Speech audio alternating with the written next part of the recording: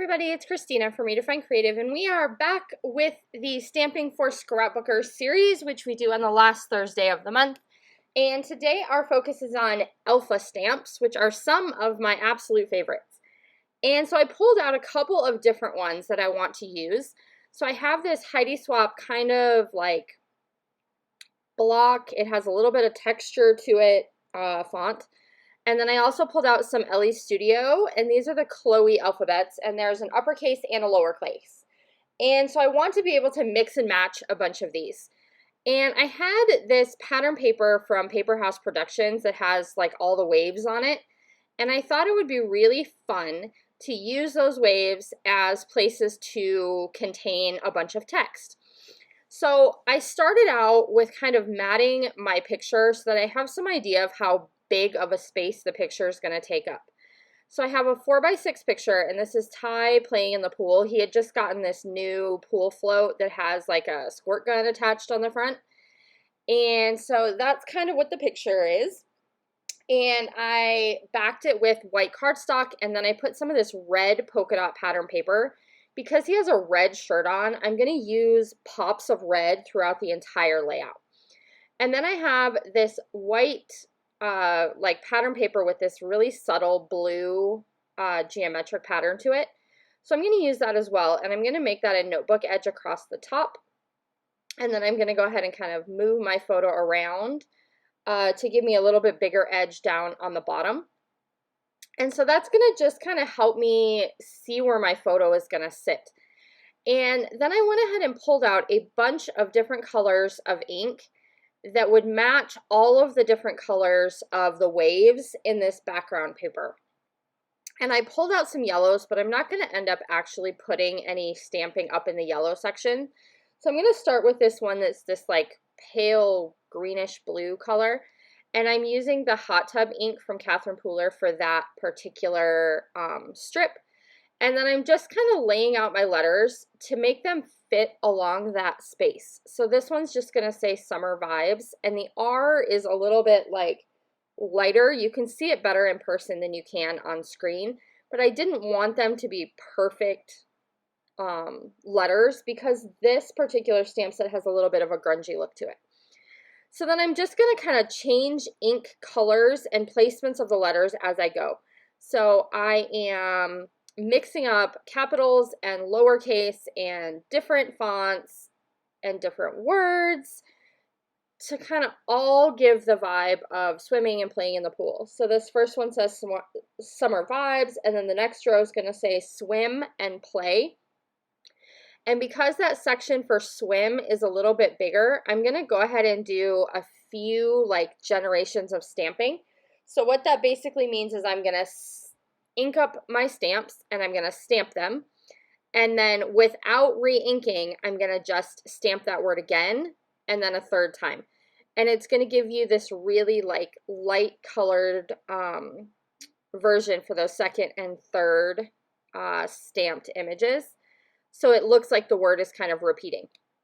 And then I have this little sun stamp set, and this came in one of the like new Heidi Swapp stamp sets that are exclusive to Joann's.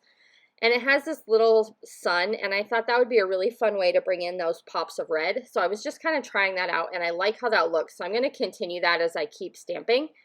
So then this next word is going to say play, and this time I'm using the lowercase. So I'm just changing up, and you could use as many or as few different stamp sets as you wanted to get this look. So I stuck with just these two, and I felt like that gave me enough variety, but I totally could have pulled out a ton of different stamp sets. So then I went ahead and worked all the way down to the bottom where I'm going to use that last one as my title. So it says Summer Love, and I stamped the word love in red so that it stands out a little bit more. And again, you can see that a lot better in person. And then I have finished all my little red suns that I kind of scattered throughout the entire thing. So now I'm just going to work on the embellishing part. So creating that really fun text background with alphabet stamps is one of my favorite ways to use them. If you've been with my channel for a while, or if you go back and look at lots of previous videos that are on there, you will see me use strategies like this with stamping to create my own kind of background elements, my own text paper, because I love, love, love text paper.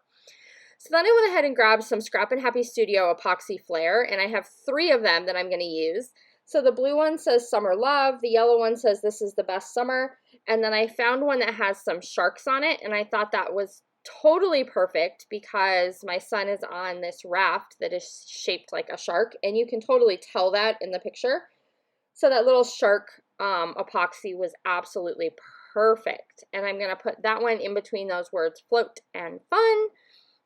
And then I'm just going to get these little tag toppers kind of layered in underneath my photo mat, and most of the embellishing that I'm going to do is going to be right around my photo mat. So I have pulled out a bunch of different kind of fun summer goodies. There's some stuff on the top, like left corner of my desk that was left over from a project that I did earlier in the week. And so I've just kind of left it there because I knew I was doing a few summery layouts to see if I could use up any more of those pieces. None of those actually I don't think make it onto this particular layout, but I did look at them. I did try. All right, I have this Bella Boulevard sticker sheet, and it had all these arrows. So of course I'm sticking them to my hand because where else would you put them? But I want to layer them all up pointing at the picture. So there's going to be just a whole bunch of arrows all layered up together. I do go back and put some word strips in there as we keep going. But for right now, I'm layering up all of those arrows, and I think that looks super cute. And then I have this little star that says fresh air, and I'm going to tuck that in with my epoxy flare as well. So I'm just finding those little like details that I feel like I need. There is this red like zigzag border strip on this sticker sheet, and that's going to end up being part of the design that I really, really like. So I'm looking at it and I'm thinking about how I'm going to use it, but I'm not quite there yet. But I did find this little tab that says in our backyard, and I thought that was perfect because this is in our pool in the backyard. But then I start grabbing these little red zigzags, and they look so fun tucked into my layers. So just because it has this whole zigzag, I'm not using the whole thing, so I'm going to kind of tuck part of it behind my photo mats and part of it on top. And I really like the look that that adds to the photo mat, and it really brings your attention to him since he has that bright red shirt on. Then I go ahead and grab those little word phrases that I'm adding to my arrows, and I like how that cluster is starting to look as well. And so now I'm just trying to see if I can use any of those little pom-poms or my puffy stickers. I know that I need some like confetti type embellishment in my clusters, but I just wasn't sure at this point what that was. So of course I go to enamel dots because, you know, what layout is complete without all the enamel dots? So I'm going to have a few different clusters that I start with the enamel dots. So I already kind of have the foundation or the bigger pieces of the clusters. Now I'm working on those tiny pieces. So I start with the enamel dots, and then I'm also going to go back to my stash and grab these Ellie Studio puffy stickers, and I don't have a ton of these left. I've already gone through 2 packs of them because they are super cute. But there's some stars left, and there's this one little piece of banner that fits perfectly in that space along the top of my photo. And then I have some little stars that I can add to each of my kind of enamel dot clusters.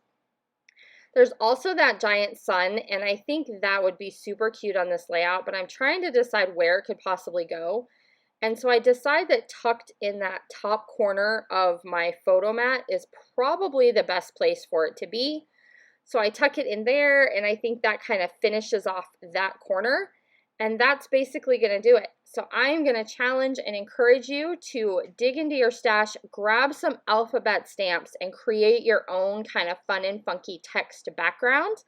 It is a really great way to get those stamps on your page, and creating this tone-on-tone look just gives it that subtle pop that makes it look a little different. So I hope you enjoyed. Make sure you check out what everyone else is doing with alpha stamps today, and I'll be back soon. Bye, everybody.